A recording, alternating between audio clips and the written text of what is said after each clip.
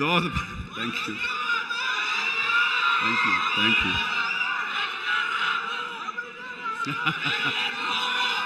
Yes, ఇందాక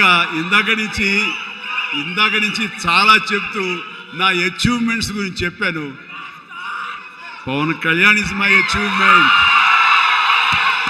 Ram Charan is my achievement, నా ఫ్యామిలీలో ఉన్న అందరు బిడ్డలు అందరూ కూడా నా అచీవ్మెంట్.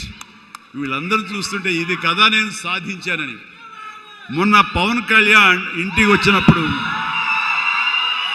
ఒక మాట అన్నాడు, అన్నయ్య నీకు ఒక మాట అనేవాడికి గుర్తుందా అని. ఏమన్నానరా, మన ఇంట్లో ఇంతమంది మీరందరూ ఉన్నందుకు, నాకు ఈ అవకాశం భగవంతుడు ఇచ్చినందుకు ఇది నాతో ఆగిపోకూడదు. ఒక రాజ్ కపూర్ ఫ్యామిలీలో ఎంతమంది ఎలా ఉన్నారో ఆ రకంగా మరొక రాజ్ కపూర్ ఫ్యామిలీ మన మెగా ఫ్యామిలీ అవ్వాలి అని నువ్వు చెప్పావు.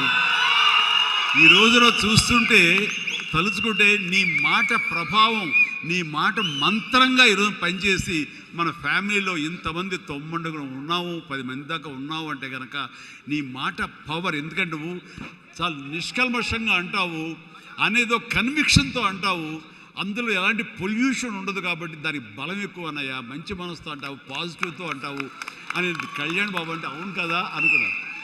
తెలియకుండా అదే ఒక పత్రిక కపూర్ ఫ్యామిలీ ఆఫ్ సౌత్ అంటూ మా గురించి ప్రస్తావించినప్పుడు, భగవంతుడా, ఇది మా గొప్పతనం కాదు, నువ్వు ఈ ప్రజలు, నా అభిమానులు, ఈ ప్రేక్షకులు మమ్మల్ని ఆదరించారు కాబట్టి మేము ఈ స్థాయిలో ఉన్నాము. అనుకున్నది ఆ రకంగా సాధించగలిగాము అనిపిస్తుంది.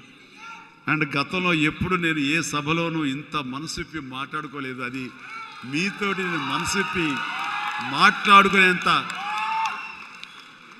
ఆప్తుల మధ్య ఈ ఆప్తా సంస్థ సంబంధించి నా గుండెని టచ్ చేశారు. అందుకనే లోపల నుంచి అది తన్నుకొచ్చింది కాబట్టి మనస్ఫూర్తిగా నా కుటుంబ సభ్యులతోటి, నా వాళ్ళతోటి నేను మాట్లాడుతున్నట్టుగా అనిపిస్తుంది.